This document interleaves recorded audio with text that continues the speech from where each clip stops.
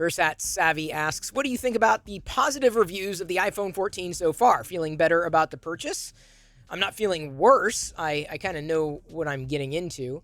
I do watch reviews, and yes, I have watched or read a couple of iPhone 14 reviews, specifically the Pro Max, if only to learn about the output of the camera. Not the camera, not the lenses, not the hardware, not the specs, but specifically the photos that the hardware and software ultimately produce. That's what I was primarily interested in. Maybe in discovering whether or not it felt zippier than the iPhone 13 Pro Max.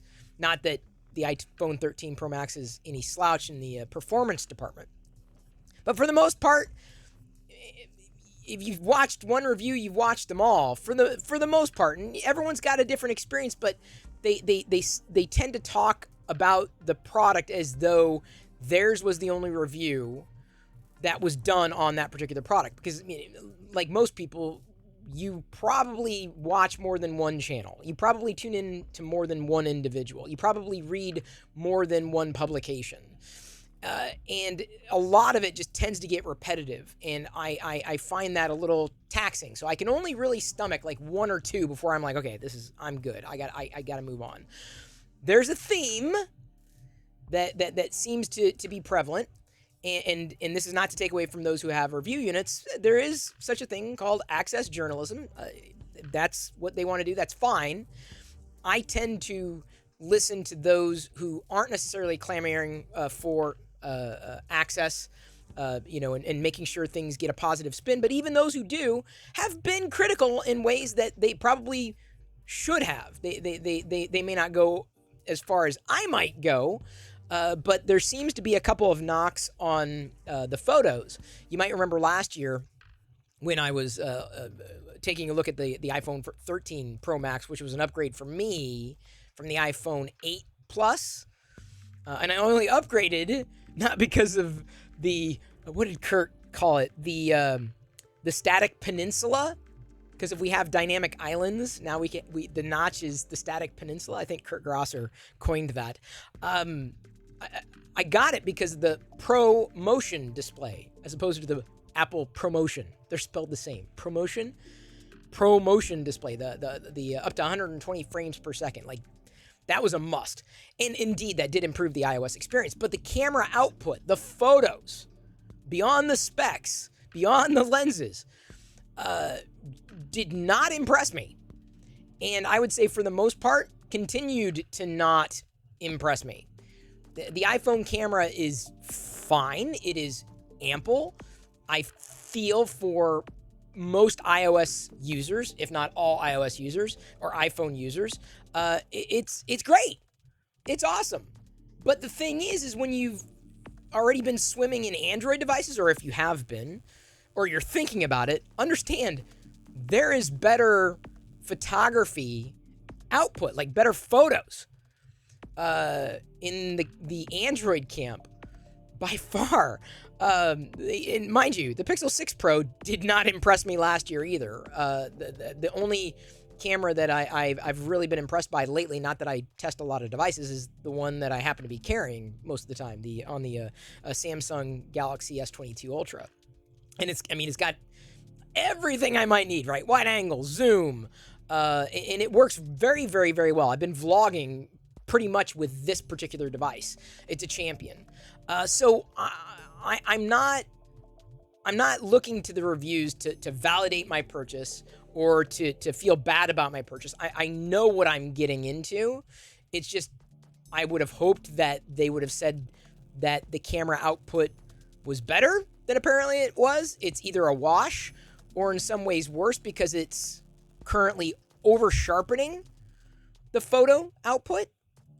That's a little concern because I'm not happy with over sharpening on any device. Like, the over processing on any device does not make me happy.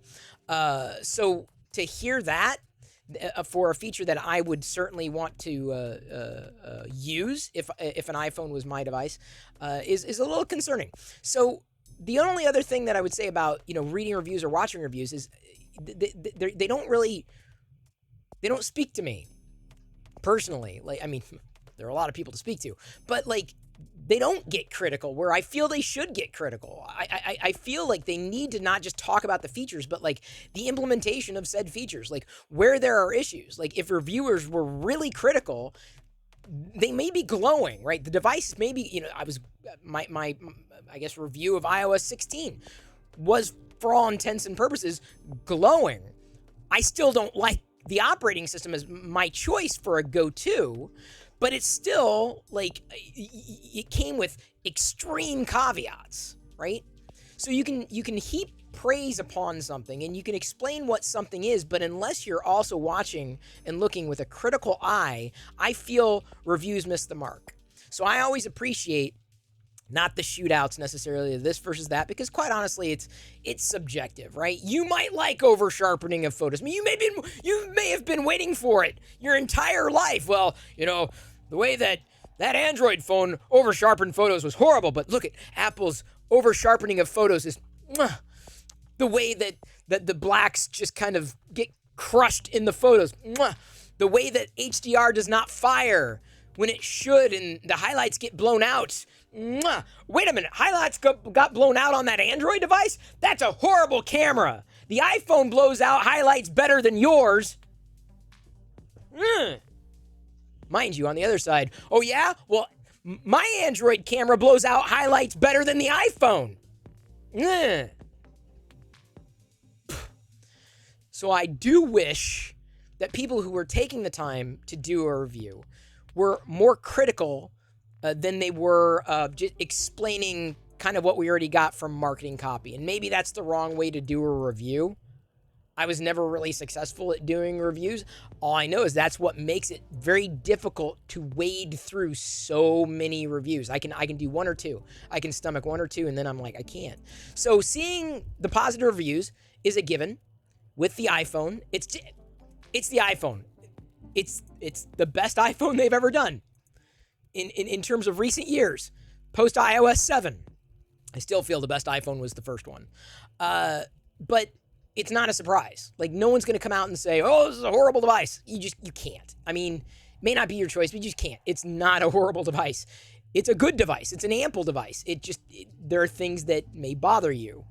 And I guess I prefer reviewers who take the time to talk about what is good, what they did well, but also what still needs improvement. And I don't see enough what still needs improvement, because that's the only thing, especially if you love what a device might bring, or you love a product, you might love a brand.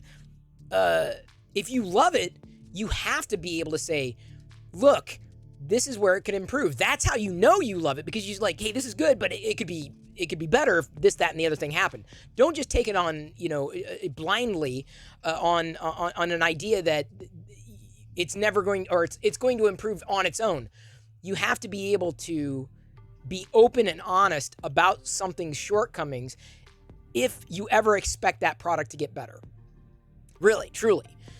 And I wish there was more of a critical eye, I guess, on the reviews. So no, I don't feel, good or bad. I feel indifferent about my choice. I was going to make it anyway, regardless of what, reviewers said. Just kind of like Star Wars movies. Like, oh, this is a horrible Star Wars movie. I'm like, yeah, but it was Star Wars. Like, it's all Star Wars to me. So I don't care what the reviewers say. I don't care. And quite honestly, I'm going to say this.